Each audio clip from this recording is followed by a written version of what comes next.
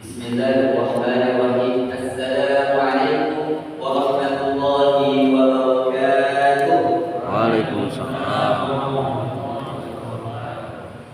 Alhamdulillah wassalatu wassalamu ala rasulillah wa la haula wa la quwwata illa billah. Allahumma shalli ala sayyidina Muhammad wa ala ali sayyidina Muhammad. Rabbana shrah lana sudurana wa yassir lana واحلل عقدة من ألسنتنا يفقهوا أقوالنا أما بعد. Puji syukur kepada Allah Subhanahu wa taala, salawat serta salam senantiasa kita curahkan, kita haturkan kepada baginda Nabi kita Nabi Muhammad sallallahu alaihi wasallam.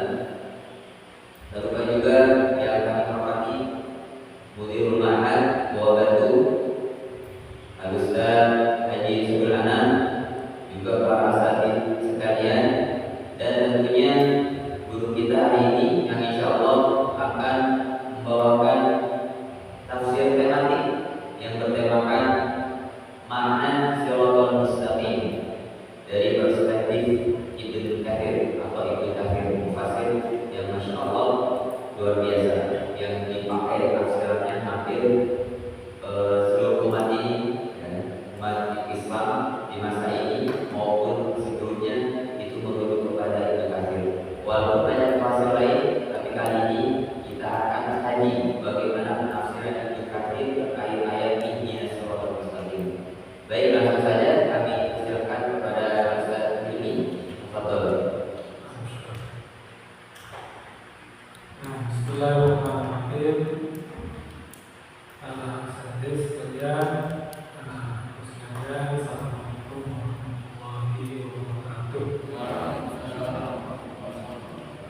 Alhamdulillahirabbil alamin, wassalatu wassalamu ala sayyidil mursalin wa ala alihi wa ashabihi ajmain.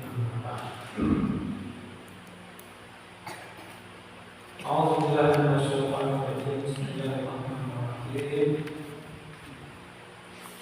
Wa la hadainahum siratan mustaqima. Wa may yuti'illaha wa rasulahu fa ulaika ma'al ladzina an'ama Allahu 'alaihim minan nabiyyina was-siddiqina wasyuhada'i was-shalihin wa hasuna ulaika rafiqa. Dzalika al-fadlu min Allah wa kafa billahi alima. Ya, insyaallah pagi ini kita akan memahami apa itu Shiratal Mustaqim. Nah, ini sangat penting. Kenapa? Karena jalan inilah yang jika kita tidak mendapatkannya, kita dipastikan langsung neraka.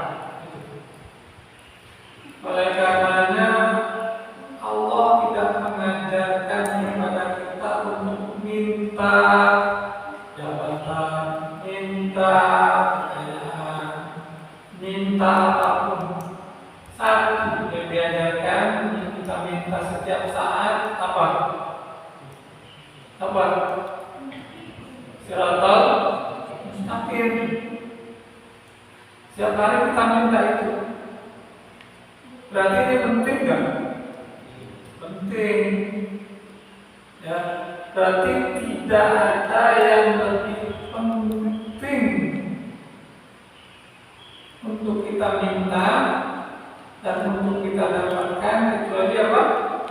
Shiratal Mustaqim. Ya. Satu itu. Berarti pertama dia apa? Penting. Yang kedua, berarti sebetulnya kita butuh. Kenapa kita butuh Shiratal Mustaqim? Kenapa kita butuh hidayah siratal mustaqim. Karena kita apa? Belum dapat. Kalau sudah dapat kita minta nggak hidayah itu? Hah? Minta nggak? Sesuatu yang kita dapat, kita minta nggak? Kalau kita udah punya, kita minta nggak? Enggak. Oke, sebelumnya saya kasih tebakan, ya. Ada emas, ya.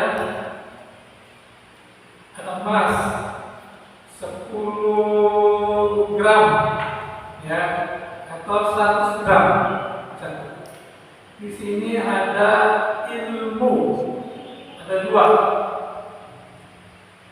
Kalau disuruh milih, Nabi milih apa? Ilmu. Coba tanya saya, pertanyaannya sama. Saya milih emas. Kalau ilmu saya sudah punya, emas saya sudah punya. Jadi kita akan disuruh ambil mencari yang kita belum punya. Yang belum punya, ya nggak usah. Ya. Ngerti nggak maksudnya? Jadi kenapa kita minta setiap saat? Karena dia penting, satu. Kedua, karena kita belum dapat hidayah. Hidayah itu ada 2. Hidayah yang kita sebut Islam ini itu namanya hidayah tasnya. Ya. Hidayah tasbih. Ya. Nah, yang kita minta bukan hidayah untuk menjadi muslim, bukan, tapi hidayah perjalanan. Hidayah apa? Perjalanan. Hidayah untuk meniti siratal mustaqim. Cuma kita sering apa? Membayangkan siratal mustaqim itu nanti kalau udah mati ada dari kiamat, ada jalan, ya. Iya, itu salah satu maknanya. Ya.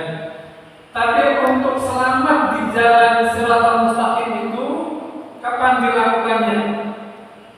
Ya sekarang. Kapan? Sekarang. Karena jalan ini sangat jauh, sehingga kita butuh hidayah. Kamu sudah baca surat ayat kursi, sedang apa ayat kursi? Setiap hari kita baca. Allahu waliyyu ladzina amanu yukhrijuhum minaz zulumat. Yukhrijuhum minaz zulumat. Allah keluarkan kita dari zulumat. Berarti banyak yang zulumat. Zulumat zaman dari kata zulum ila an-nur, kepada cahaya. Ini perjalanan kita menembus zulumat.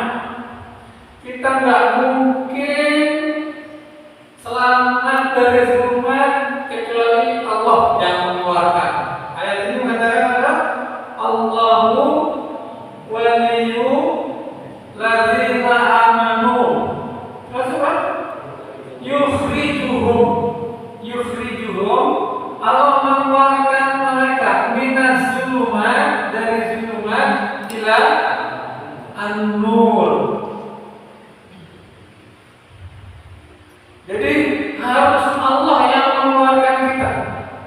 Artinya apa? Kita minta terus, karena kita nggak mungkin. Kita minta terus hidayah. Hidayah apa? Dari Allah untuk kita proses perjalanan dari zulumat ke zulumat. Ini perjalanan jiwa kita, ya, sampai kita dapat apa? An-nur. Ini jiwa kita itu ada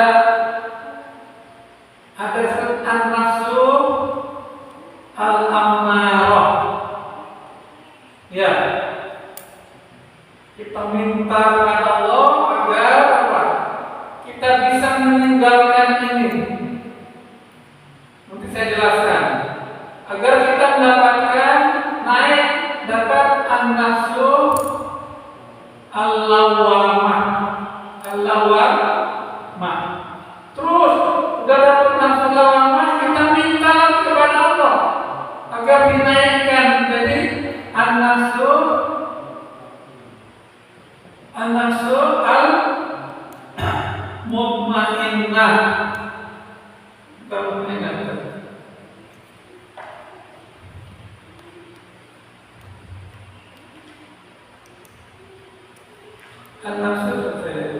An-nafsu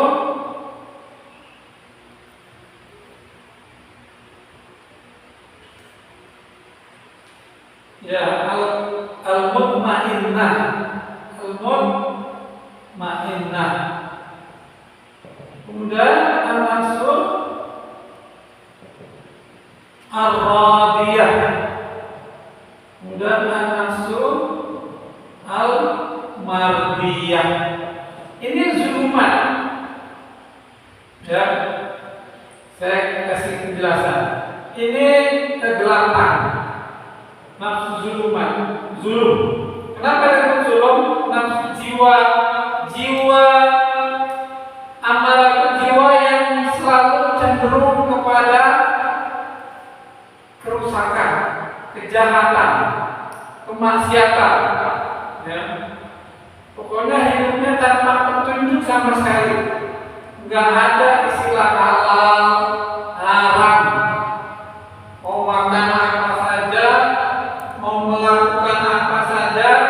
Berarti orang yang jiwanya seperti itu apa? Jiwanya berarti jiwa apa? Jiwa amarah. Jiwa apa? Amarah namanya. Amarahnya yang memerintahkan kepada kejahatan, keburukan. Ya. Banyak orang yang belum dapat hidayah, dia masih di sini sampai udah dewasa, udah tua masih amarah, udah tua masih nenggak, masih berjudi, ya, masih berzina. Itu berarti orang itu apa? Dia tidak dapat hidayah untuk ke an-nur. Ya. Kalau dia minta kepada Allah, Allah akan apa? Berikan dia hidayah ke an-nafsul lawwamah. Nah, ini nur ini. Nafsu lawwamah adalah lawwamah artinya yang mencela, yang mencela, jiwa yang mencela dirinya. Misalkan seseorang melakukan tindakan salah, dosa, kemudian menyesal. Aduh, kenapa ya saya lakukan itu ya? Atau dia minta maaf, ya. Dia istighfar. Besok dia lakukan lagi dosa. Udah ingat lagi, dia istighfar lagi. Nah, orang ini disebut apa? Dapat cahaya ilahi karena udah mulai sadar. Ya, udah mulai apa? Sadar. Ya. Kalau yang ini nggak ada sadar sama sekali ini, ya ini gelap total. Ini udah ada cahaya. Ya. Tuh. Jadi dibandingkan bawahnya ini, maka ini adalah cahaya. Oke. Apabila sampai di sini kita minta lagi kepada Allah, ya Allah, ya, ihdinas siratal mustaqim, agar dapat an-nafsu al-mulhimah, nafsu yang mendapatkan ilham. Ini doa. Kalau ini orangnya sudah tercerahkan, sudah ada di dalam syariat, semakin tidak berdosa, ya, lebih hati-hati, lebih apa? Hati-hati. Kenapa? Karena jiwanya sudah menjalani syariat dengan ilmu. Dia tahu halal, dia tahu haram. Sehingga apa? Dia minta kepada Allah agar dikuatkan ke jalan yang halal, dijauhkan dari jalan yang haram. Dia Muhammad, jiwanya jiwa yang apa? Tercerahkan, lebih tinggi daripada yang ini. Ini udah nggak melakukan dosa lagi, udah nggak melakukan apa? Dosa. Yang tadinya apa? Mulutnya sembarang, di mulutnya sudah nggak sembarang lagi. Ya. Yang tadinya matanya sembarangan jelalatan, kok nggak jelalatan lagi. Kenapa? Karena jiwanya sudah apa? Mulhamah, sudah terinspirasi, tercerahkan. Ya. Nah, ini tadi nur. Kalau bandingannya yang bawahnya, tapi kalau bandingan yang ini, inilah nur. Ini sekarang apa? Zulum. Ini zulum. Jadi ditinggalin. Ini zuluman. Ini nanti ini nur, ini zuluman, ini nur, nanti ini sampai yang paling tinggi itulah yang disebut nur. Ya. Bisa nggak ini tanpa minta kepada Allah? Nggak bisa. Dan untuk mampu ke sini harus pelajaran yang kemarin apa? Tafsir apa? Akhlak. Ya. Apa? Akhlak. Akhlak itu menurut para ulama akhlak itu tiangnya ada 4 untuk melengkapi ini, ya. Untuk kita bisa melihat berjalan, ya, di sini. Apa pertama? Ilmu. Harus dengan apa? Ilmu, tiangnya akhlak. Tanpa ilmu tidak mungkin orang berakhlak. Ya. Tanpa ilmu tidak mungkin orang berakhlak. Yang kedua, tiangnya ghadab. Yang ketiga, syahwat. Yang keempat, adil. Sifat adil. Nah, 4 ini harus seimbang. Harus apa? Kalau dia tidak seimbang, maka dia akan jatuh. Karena siratal mustaqim artinya apa yang kemarin? Yang kemarin masih ingat ayatnya, wa innaka la'ala khuluqin azim. Wa innaka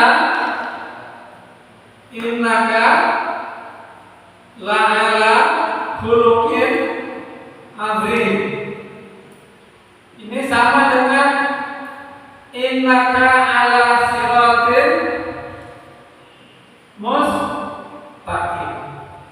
Jadi siratal mustaqim ini adalah jalan akhlak. Ya.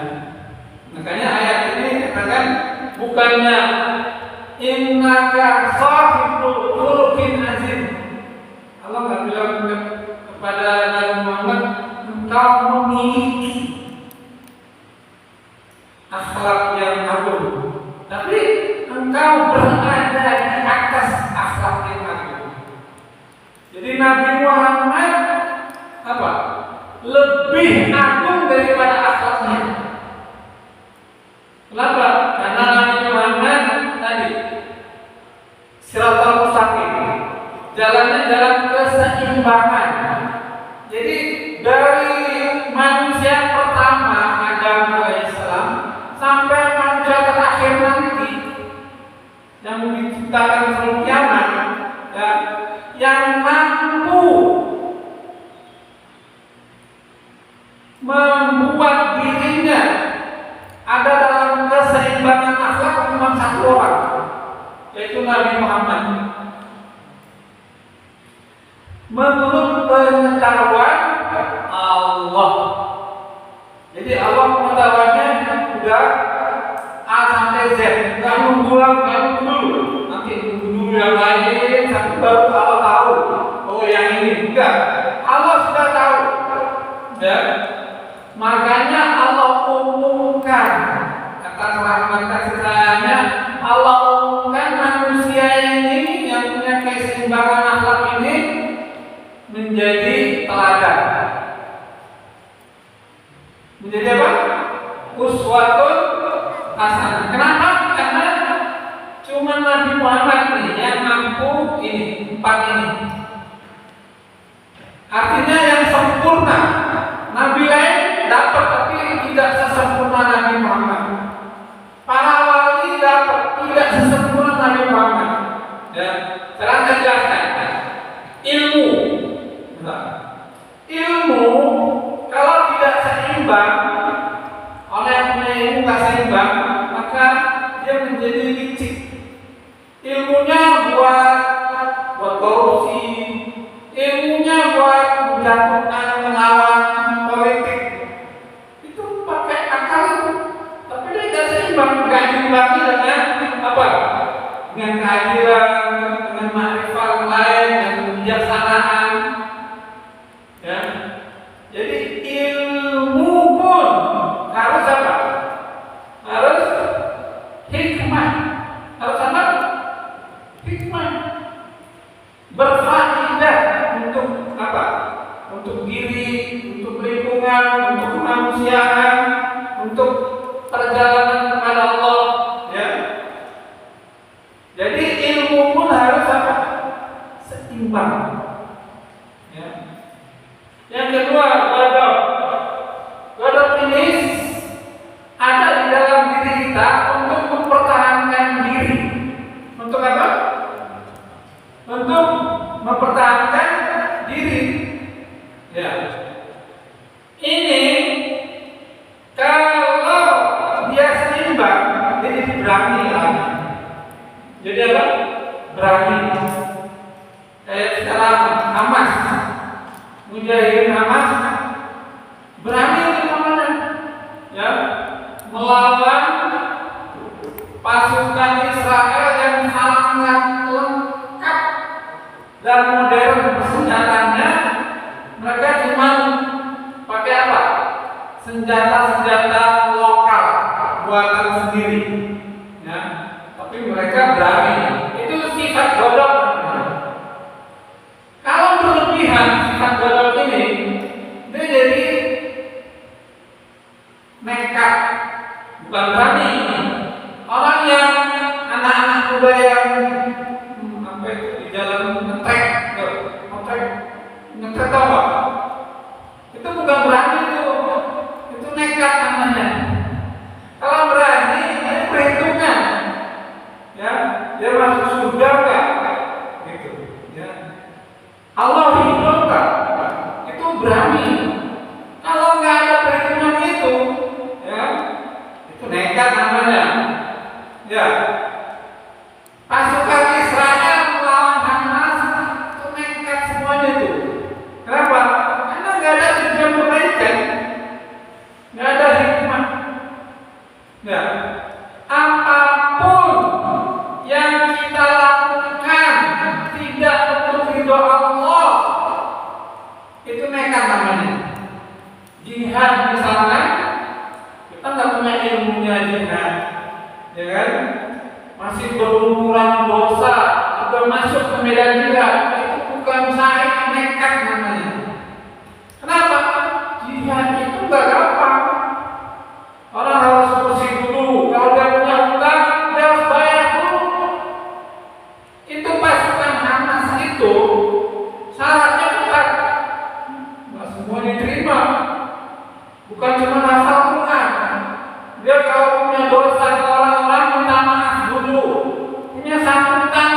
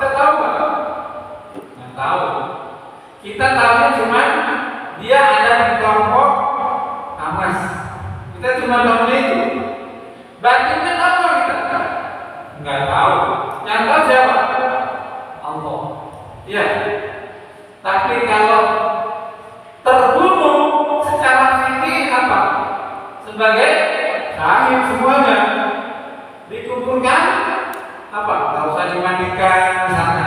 Ya, betul. Langsung dikubur dengan darah-darahnya. Itu secara fikih.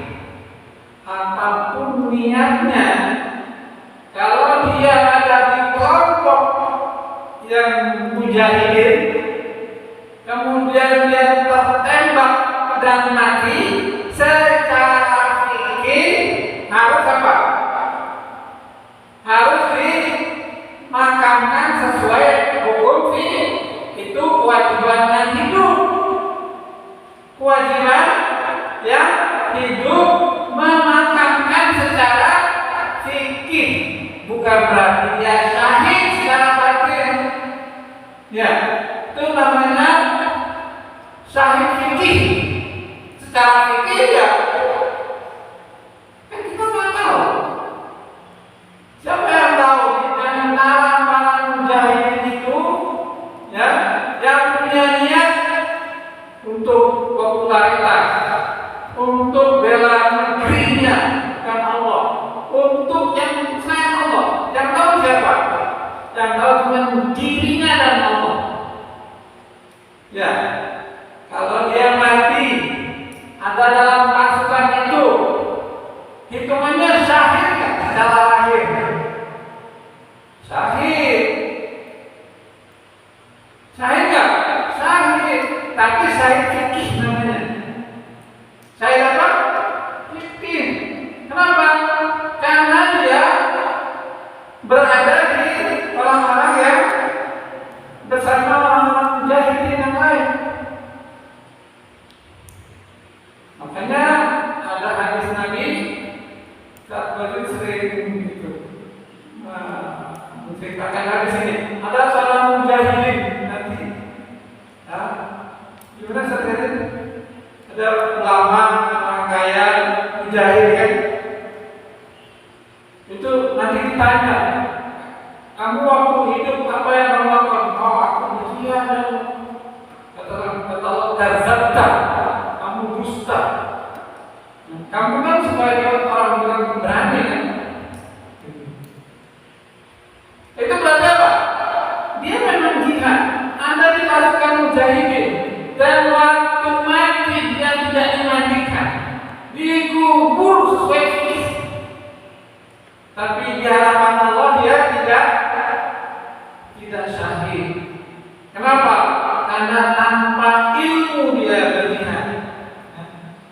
Jadi jihad itu pun perlu bimbingan ulama, perlu ilmu, perlu makrifat. Ya.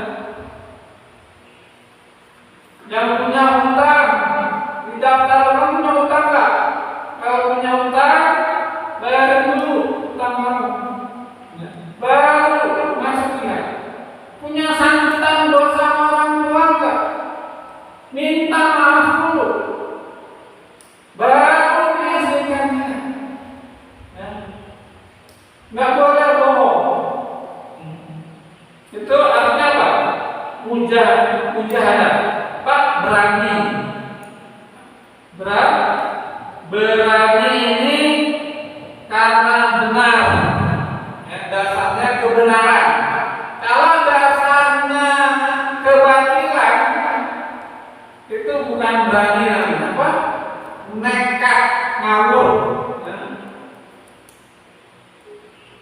Saya lihat di YouTube itu banyak yang melakukan hal-hal gila yang jarang orang bisa melakukannya. Itu bukan berani, itu nekat. Ya.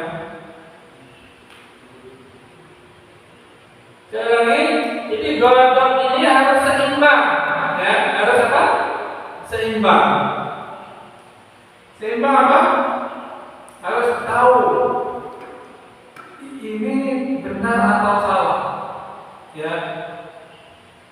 Saya ini karena bela diri saya atau karena bela Allah. Itu pertimbangannya. Kalau dia bela Allah berarti dia benar, itu boleh berani. Tapi kalau bela diri sendiri itu nekat namanya. Ya. Kalau mati nauzubillah min dzalik. Ya. Oke, itu apa?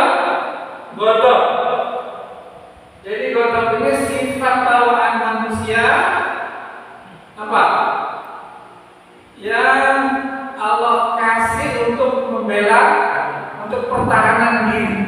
Ya. Harus seimbang, Ya. Kalau dia tidak seimbang, kekurangan, jadi pengecut.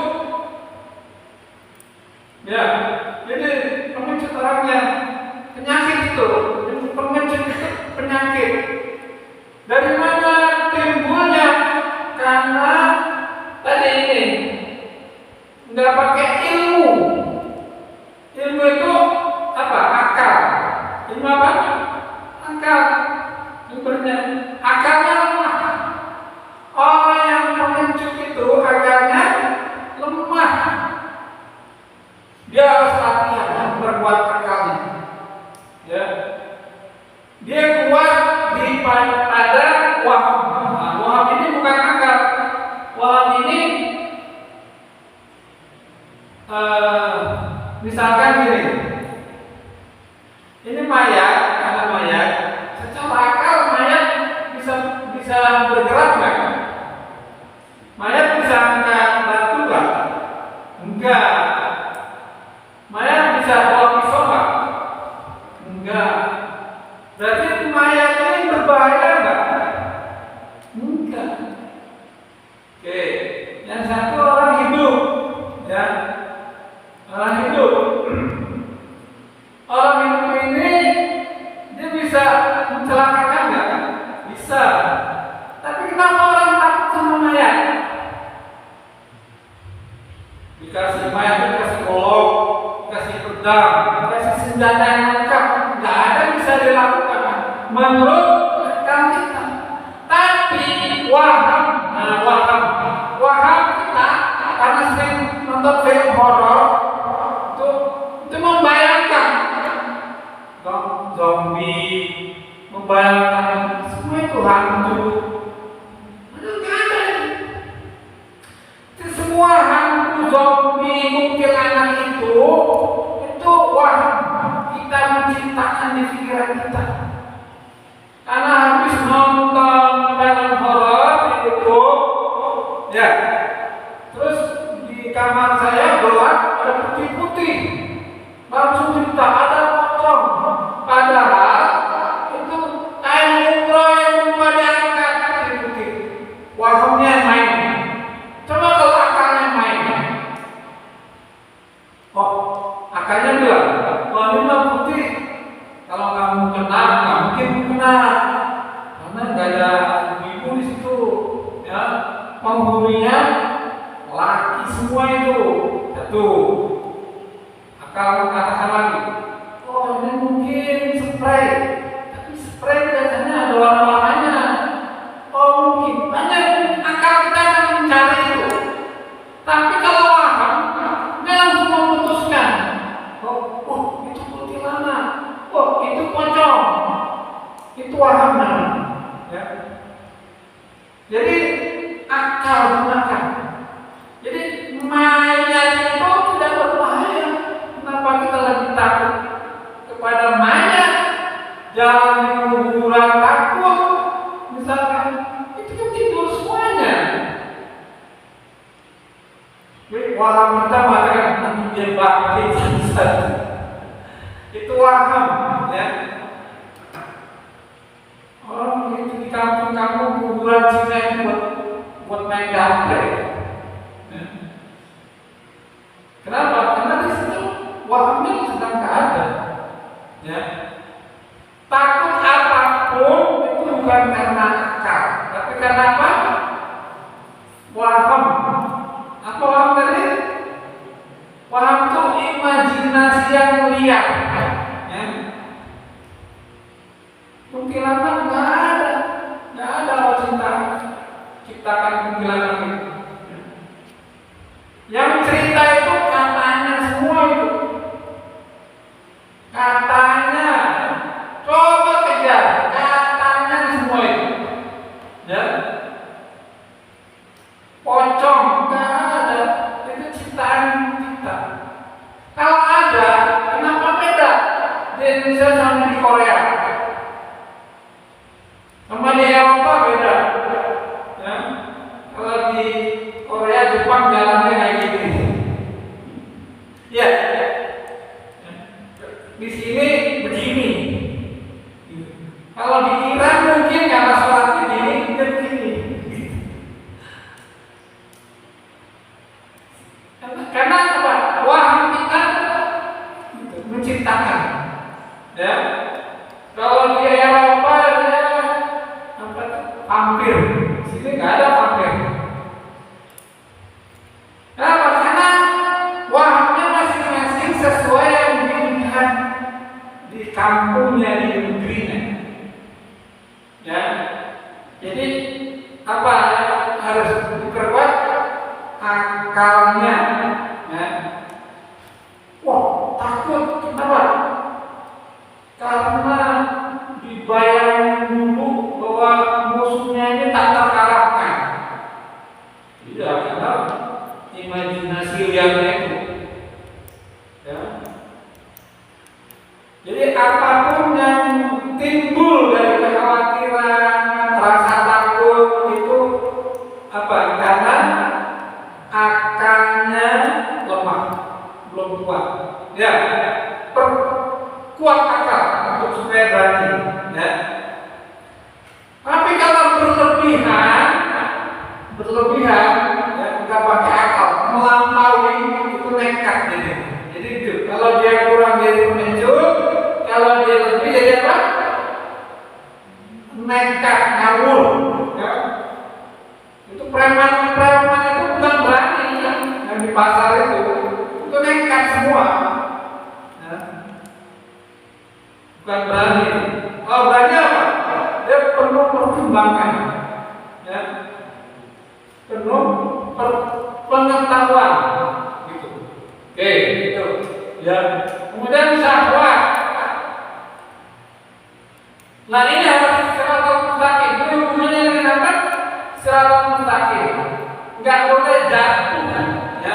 Enggak boleh jatuh kepada pengecut atau kepada nekat. Itu siratal mustaqim. Ini yang akan menuntun ini jiwa. Kalau jadi pengecut, ya nggak bakal naik ke jiwa-jiwa yang tertinggi. Kalau masih nekat, nggak bakal naik perjalanannya. Ya. Kalau licik ilmunya digunakan untuk kecurangan, nggak bisa naik ke jiwa-jiwa yang lebih tinggi perjalanannya. Jadi kalau Rasulullah sampai pada perjalanan tertinggi, karena sudah selesai tempat ini, itu selesai ilmunya, penuh hikmah, godoknya membuat dia berani membela kebenaran, ya. Syahwatnya membuat dia apa? Syahwat itu artinya syahwat seperti yang kita pahami, ya. Kita kalau nggak punya syahwat, ya kita bisa mati. Kenapa? Karena syahwatnya untuk ini juga survive. Kita makan perlu apa? Syahwat. Minum perlu syahwat. Berkembang biak perlu syahwat. Kalau nggak ada syahwat, ya kita. Jadi syahwat itu bukan dimatikan, tapi dikendalikan agar dia seimbang sesuai kebutuhan. Kalau syahwatnya lemah, tadi kalau dia nggak nafsu, bisa nggak nafsu makan, suruh makan nggak mau, minum nggak mau, dia di kamar aja. Berarti dia ini nggak seimbang. Ya. Dia harus menumbuhkan syahwatnya. Atau yang berlebihan, dia menjadi rakus. Kalau syahwat berlebihan jadi apa? Jadi rakus. Rakus. Mau apa? Lebih, ya, dari yang lain. Itu dia berlebihan.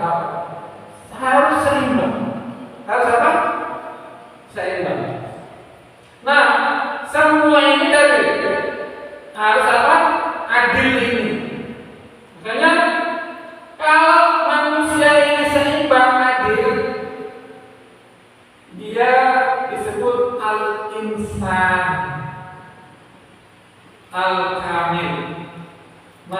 sempurna.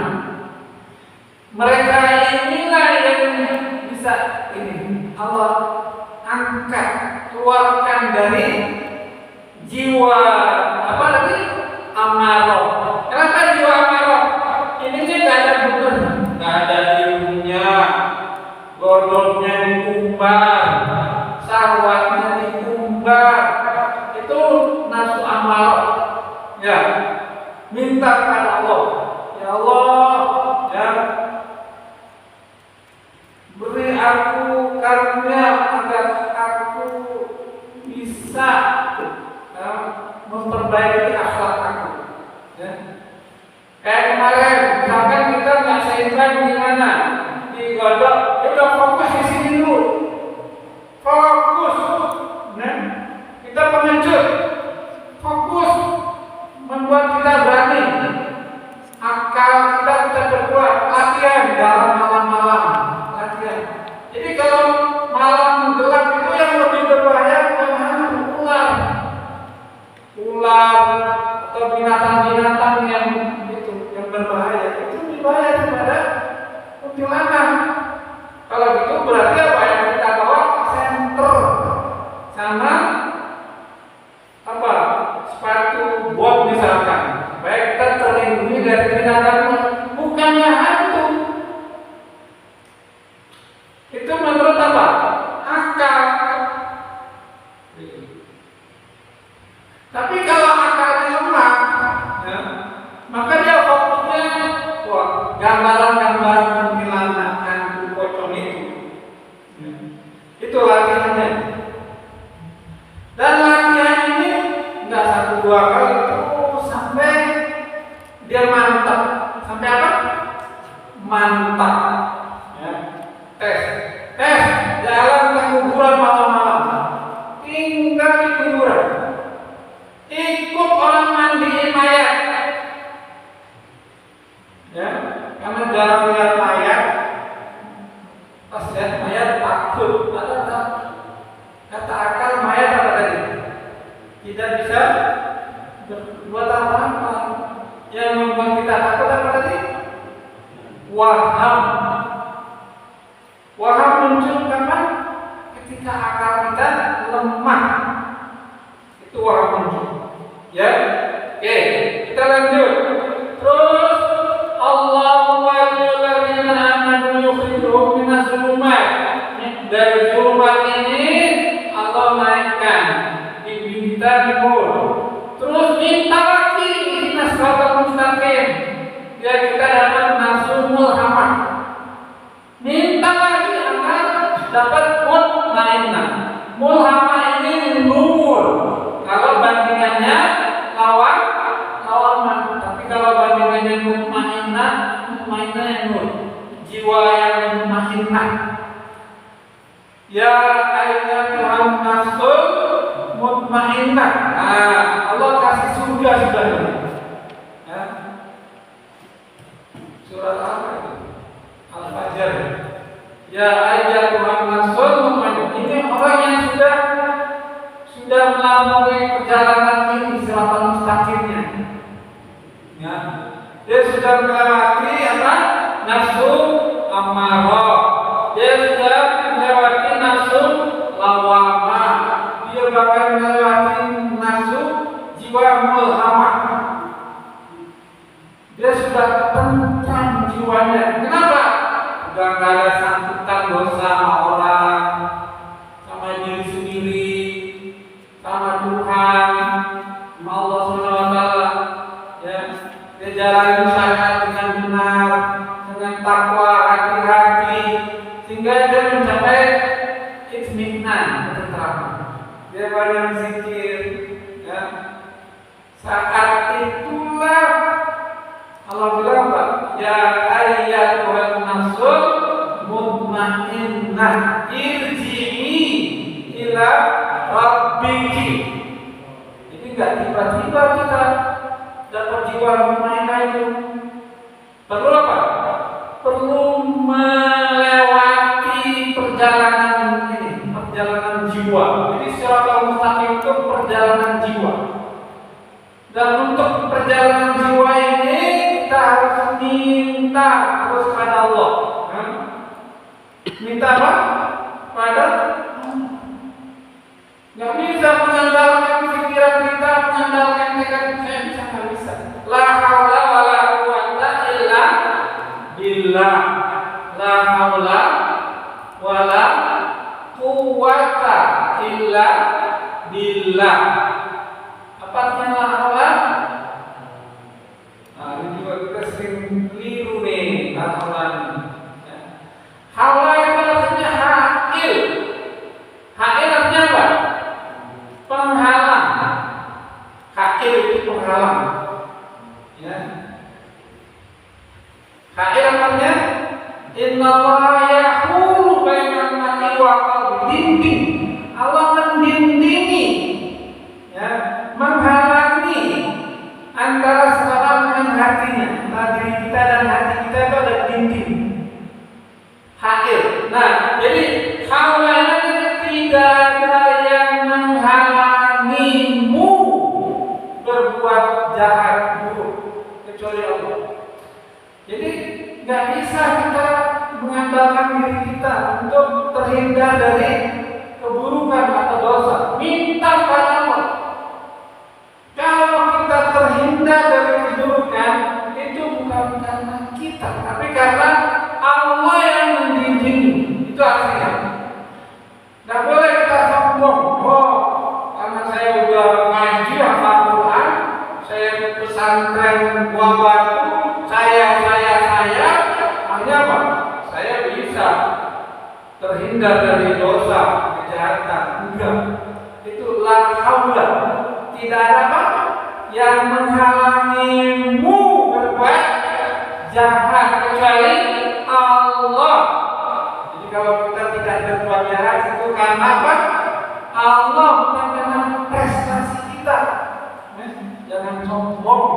Kata Ghasim, jangan sombong kemarin itu.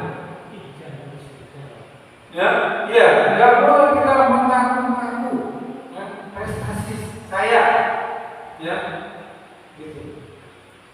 Kita nggak boleh mengaku lebih baik dari siapapun, dari siapapun, nggak boleh. Setiap kita melihat orang, kita harus mengatakan orang lebih baik dari saya.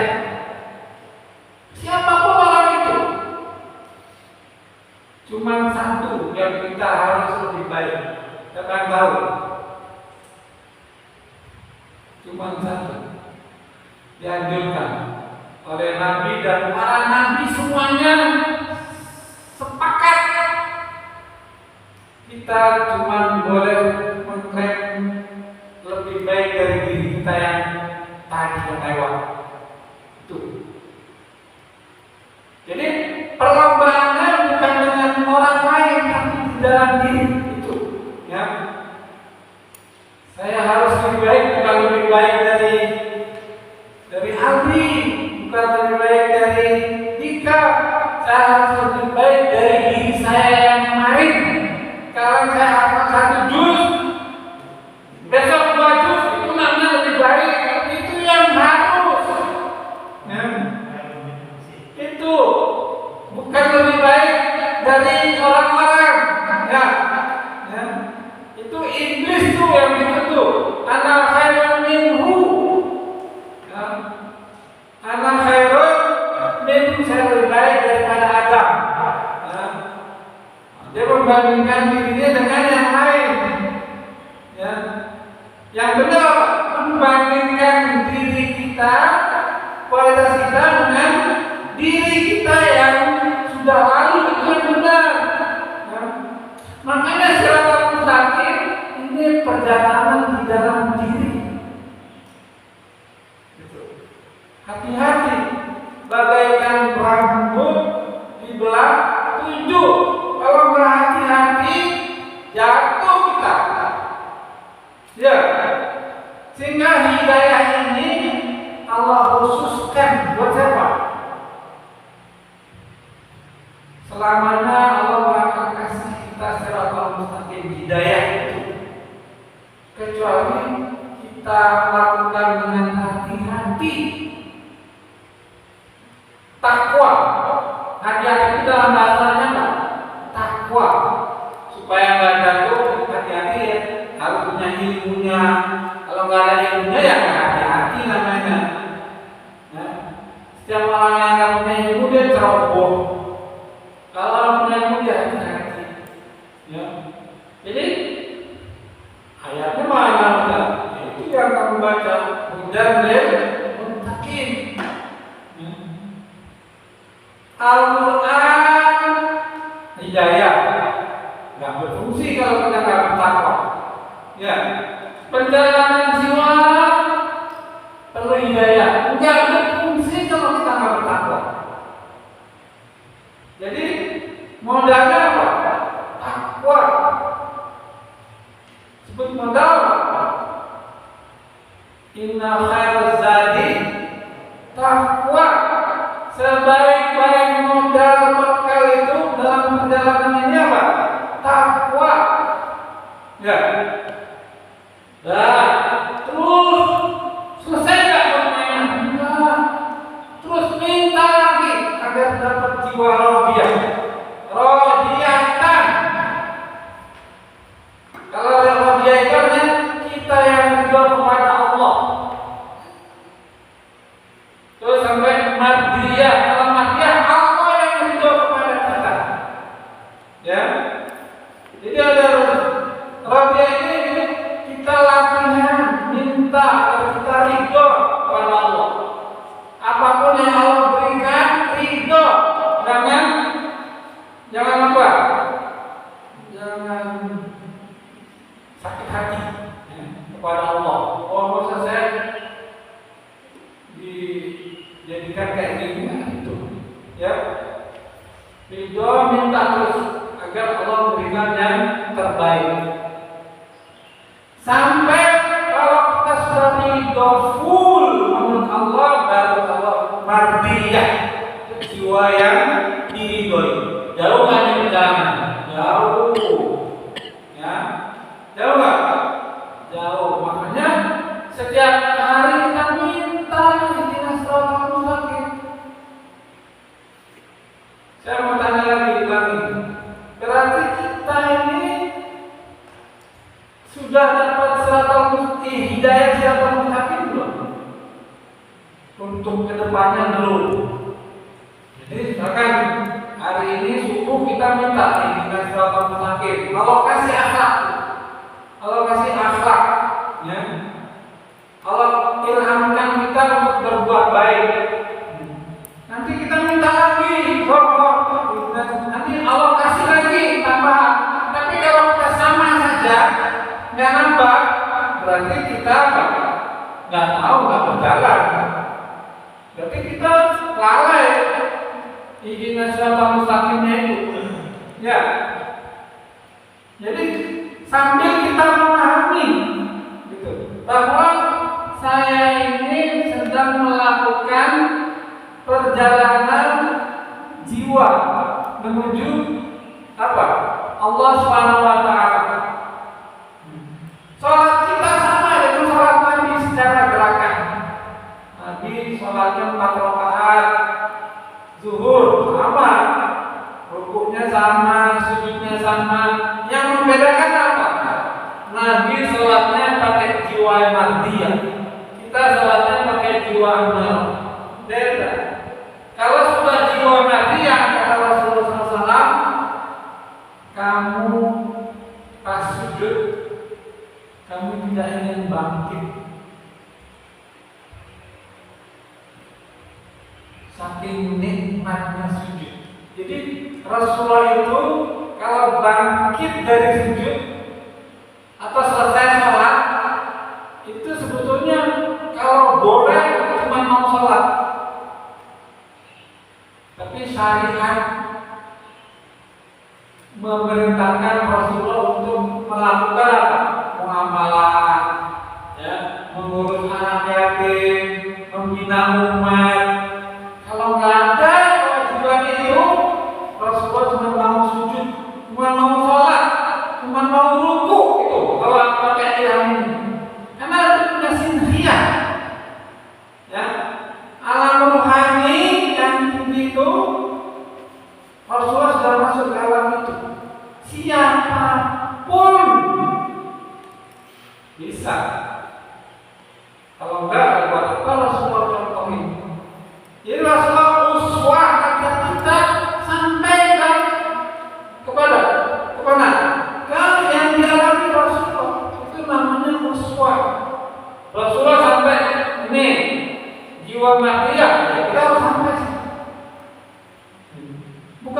cerita, terus kita ceritain lagi ke orang enggak. Kalau ada orang cerita ke kita bahwa dia baru saja diving nyelam di Bunaken, itu bukan agar kita menikmati ceritanya, tapi apa? Agar ayo kalau kamu mau, kamu nyelam juga di Bunaken. Baru itu sampai itu apa yang dia alami kamu alami. Jadi Rasulullah mengatakan apa? As-salatu mi'rajul mu'minin. Apa mi'raj? Itu naik sih. Mi'raj, ya, naik. Ya. Sholat bersama para malaikat. Itu beneran. Rasulullah nggak dusta. Tapi pertama kita percaya dulu. Kita nggak bisa langsung ke situ. Percaya dulu. Kalau percaya kita akan kejar. Kalau kita nggak kejar ke situ berarti kita kurang percayanya. Harus sampai ke situ. Ya. Harus sampai. Harus sampai ini. Ya, harus tahu ciri-cirinya juga. Ini sekarang gimana ya? Oh, saya ini masih suka melakukan salah, saya berdosa, saya bertobat. Berarti juga di kedua ini masuk lawangan. Oh, saya alhamdulillah udah nggak tiba lagi, saya udah nggak dendam lagi, saya udah nggak marah lagi, saya udah mata saya nggak jelalatan lagi, ya, saya udah nggak suka menjahili orang, udah sedikit, udah tahu hak batin. Nah, berarti dia apa? Dia di nafsu mulhamah. Baca itu. Kalau enggak, sampai mati kita ada di sini. Nah, di sini di kuburan udah nggak ada lagi kesempatannya. Kalau sudah mati, nggak ada lagi kesempatan kita berjalan. Udah sampai abadi. Udah jiwa inilah kita di alam barzakh itu. Jiwa ini. Jadi yang kita bawa ke alam barzakh itu perjalanan kita. Siratal mustaqim itu. Jangan jadi siratal mustaqim setiap hari, tapi kita nggak pernah berubah. Ya. Yang kemarin tetap lawama misalkan. Ya.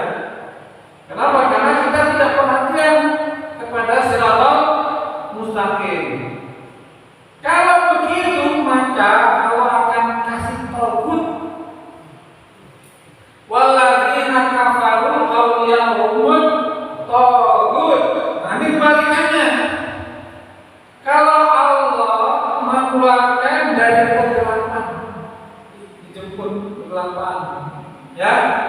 Kalau tauhid dari cahaya yang diturunkan kita. Kalau kita merasa benar, jadi sombong, tauhid namanya. Kenapa? Karena benar itu apa? Benar itu cahaya. Itu kita sombong, jatuh kita. Kita benar. Terus kita bilang orang lain sesat, orang masuk neraka. Tauhid jatuh kita. Kalau perjalanan ini nggak mungkin kita sempat menoleh orang lain. Habis waktu kita untuk memperbaiki diri kita. Ya. Habis waktu kita untuk nggak cukup bahkan kita memperbaiki diri kita, meningkatkan dari nafsu ammarah ke nafsu lawamah, ke nafsu mulhamah, ke nafsu mutmainnah. Ini nggak mungkin bisa menoleh ke yang lain-lain, menilai orang-orang nggak mungkin. Fokus kalau jalan tadi apa? Jalan meniti jalan yang rambut di belakang itu, ya fokus, noleh sedikit jatuh. Ya, belajar apa tadi? Lagi belajar sabar, datang cobaan. Ya, dia menoleh, artinya mulai di sini apa? Dia mulai kenapa bukan nggak gini ya? Kok jatuh ya? Itu artinya jatuh jiwanya udah di sini jatuh ini. Bisa jatuh jiwanya, ya. Karena dia nggak istiqomah. Makanya ini mustaqim tapi istiqomah. Artinya apa mustaqim? Istiqomah. A'udzubillahi minasyaitonir rajim. Inna lilladzina qalu rabbuna Allah. Sesungguhnya orang-orang yang bertauhid mengatakan Rabb kami menciptakannya Allah.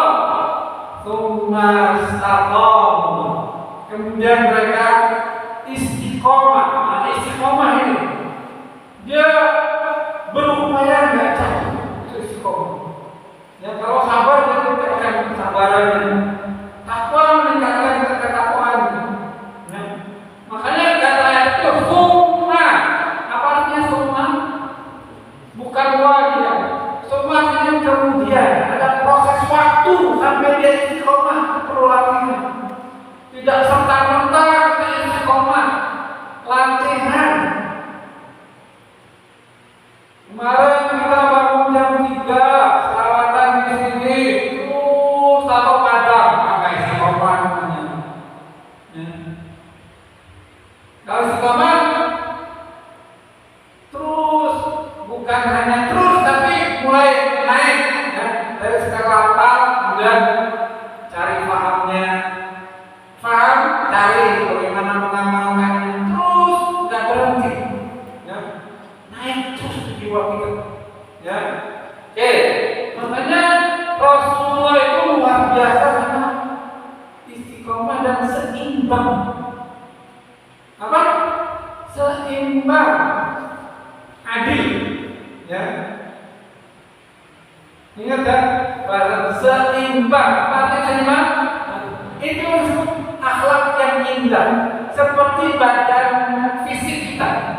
Oke, orang matanya bagus matanya, wah bagus, ya. Hidungnya bagus. Apa? Misalnya contoh, ternyata ininya misalkan bibirnya sumbing misalkan, nah ini lampaknya nggak seimbang. Jadi kalau bagus, kalau semuanya bagus, ya. Bagus matanya, hidungnya, alisnya, bibirnya, wah, semua sempurna. Itu akhlak pun begitu. Wah, dia ini bagusnya akhlak ininya. Makanya soal kesabarannya bagus ya. Soal tanya lagi keberaniannya bagus. Tapi dia jatuh di satu sisi tadi sumbing. Nah, kalau di sini bukan sumbing, dia rakus misalkan, udah habis semua yang bagus. Rasulullah seimbang, bagus semua. Ya. Jadi disebut indah itu apa? Sempurna semua sisinya, adil, seimbang semua sisinya. Ya. Insya Allah Ta'ala mungkin sampai sini nanti kita akan lanjutkan lagi insya Allah. Karena kita perlu ada sesi pertanyaan. Silakan kalau ada yang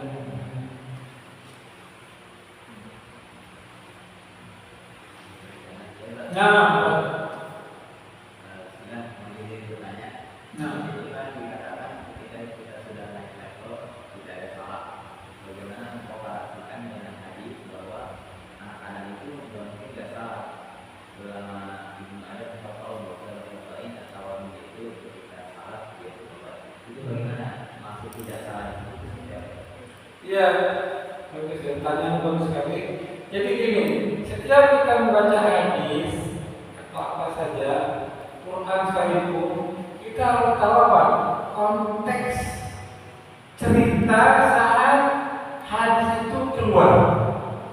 Ya. ya pasti ada ceritanya, konteksnya. Misalkan ini nanti baru ke situ, ya. Misalkan orang datang ke Nabi, itu lain-lain. Yang satu, ya Nabi nasihati saya, kata Nabi hormati ibumu. Yang satu datang lagi, ya Nabi nasihati saya, jangan dusta. Ini semuanya minta nasihat sama, tapi Nabi apa? Beda. Kenapa? Karena Nabi tahu penyakit orang itu.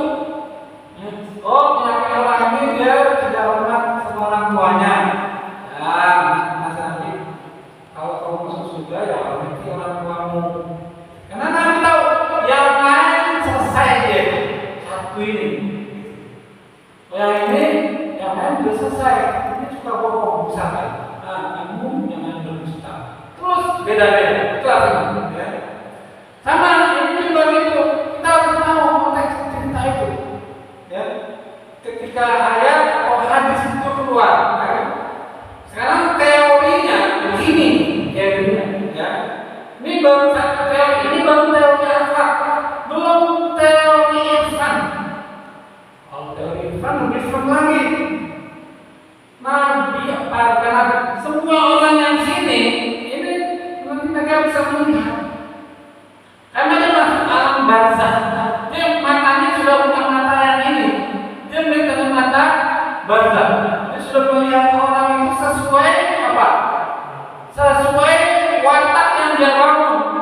Kalau dia berzina dia lihatnya babi, gitu. Udah babi lihatnya bukan manusia. Tapi mereka diam karena rahasia antara dia dan Allah. Nggak boleh deh, kalau kamu tuh babi, jatuh dia. Ya, karena akhlak dia harus rahasiakan itu. Biar orang semangat perjalanan dengan Allah. Karena Nabi tahu kita ini apa. Ya. Tahu. Ya. Jadi nggak mungkin mereka dosa. Orang yang nggak mungkin kenapa? Karena dia udah lihat. Dosa itu sudah lihat bentuk aslinya, bentuk barzah itu sudah lihat. Saya kasih ayat Qurannya. A'udzubillahi minasyaitonir rajim.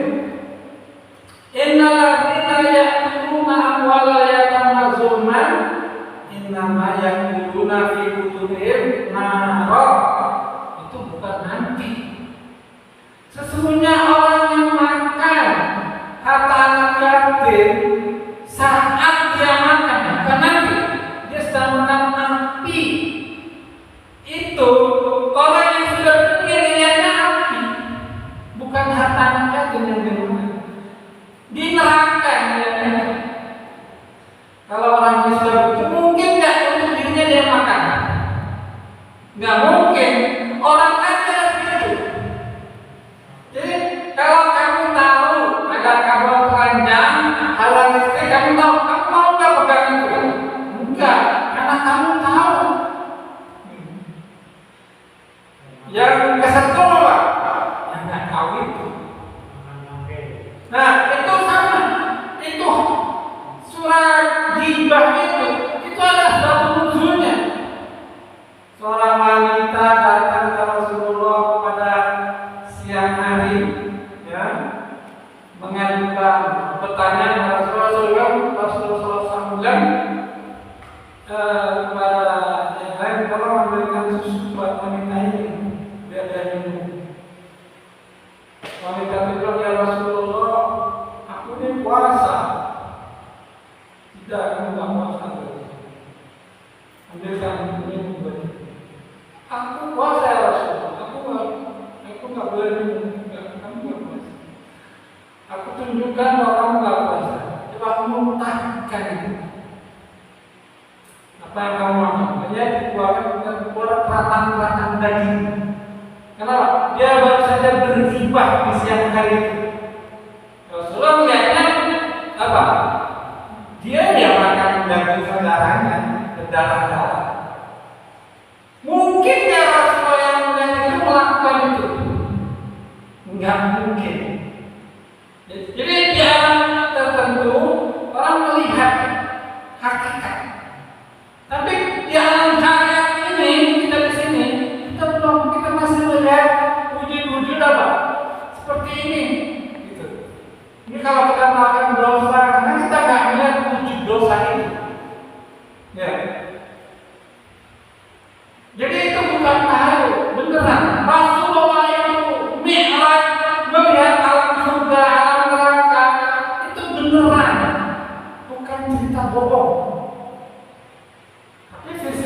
Dan Rasulullah di mana? Ya di bumi ini. Ya. Jadi apa? Jadi itu beneran. Ya. Kalaupun mereka tidak cerita, itu karena akhlak, nggak boleh mereka cerita. Ya. Meskipun kita ini ada, bukan hanya bentuk baunya sekalipun. Kata ulama itu, orang yang berdosa itu baunya kedengaran sampai keluar. Jadi ulama yang masuk wilayah ini tersiksa sebetulnya. Kalau kita datang, baunya minta ampun. Tapi karena kita pakai hidung yang ini, nah kita nggak cium aroma itu. Kalau begitu, mungkin nggak untuk mereka melakukan. Orang yang nggak sholat itu bau bangkai, karena lihat mayat berjalan. Bau bangkai kalau dicium pakai penciuman batin itu. Tapi karena kita belum sampai ke alam ini, kita terhijab. Penciuman kita masih penciuman yang ini, yang zahir. Banyak para ulama menulis di alam ini itu bukan karena mereka baca buku, kutip baca buku, enggak. Itu perjalanan mereka yang mereka cintakan untuk kita. Nabi itu perjalanannya yang diceritain, ya. Mi'raj itu perjalanannya yang diceritain, bukan menghayal, ya. Nah, setiap orang bisa, ya, menempuh perjalanan ini sampai. Terus pertanyaannya lagi, mungkin nggak dia jadi? Mungkin kalau apa? Dia nggak seimbang dalam perjalanannya dia tadi. Makanya semuanya harus seimbang. Kalau nggak seimbang, mungkin dia tidak jadi. Contohnya ada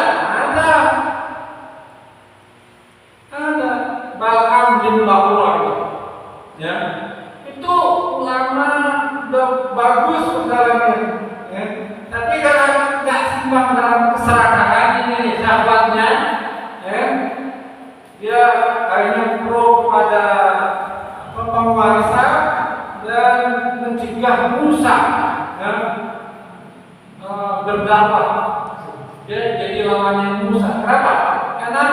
Ada kedengkian. Dia nggak seimbang, ada jatuh. Makanya harus adil.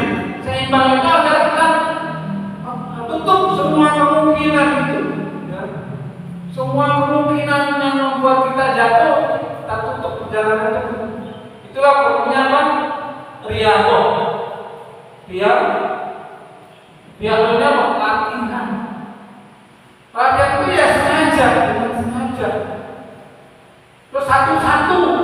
Sekarang misalkan saya pemarah, ya, saya harus muraqabah setiap hari.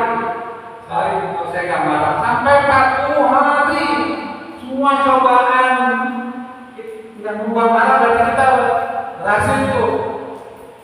Dan lanjutkan. Jadi 40 hari itu bukan mantap. Jadi hitungannya latihan itu 40 hari, ya. Dalam setiap satu itu apa? 40 hari. Karena saya suka berdusta, kalau saya latihan jujur. Hitung dari tanggal berapa sampai nanti 40 hari. Setiap hari kita lihat saya berdusta matanya. Setiap hari diperiksa, gitu. Kalau nggak melakukan ini, ya sudah kita hidup dalam kedustaan terus.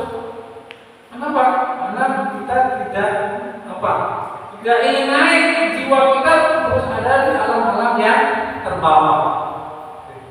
Ya, jadi kalau Nabi bilang misalkan al-iman yazid wa yanqus, itu bukan suruhan, tapi itu apa? Itu tanda.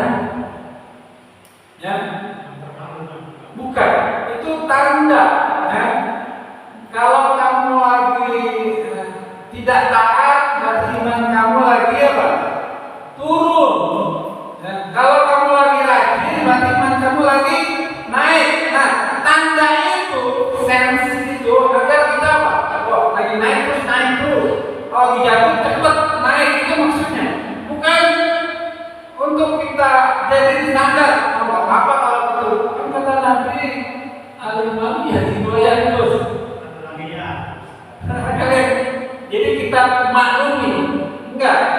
Jadi manusia harus berjalan terus.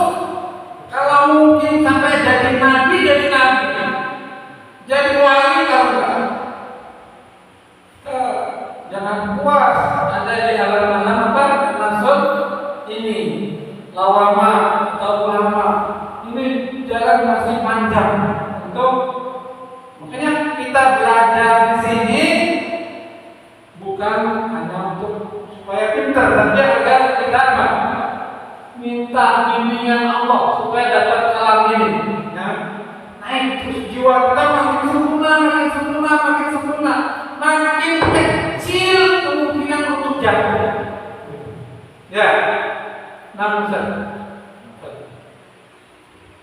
Lagi setengah. Kalau enggak kita tutup. Ya, ya.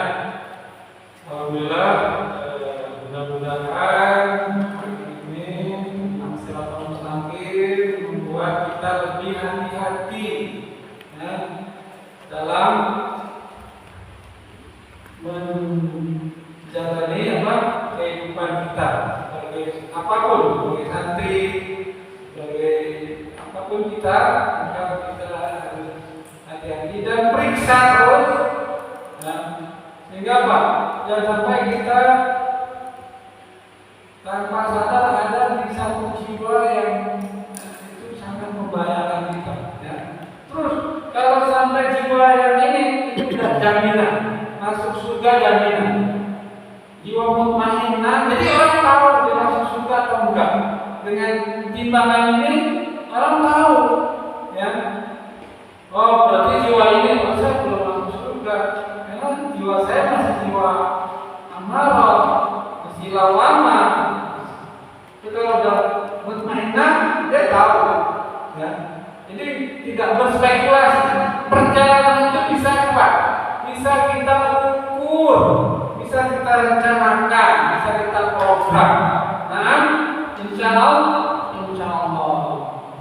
in uridu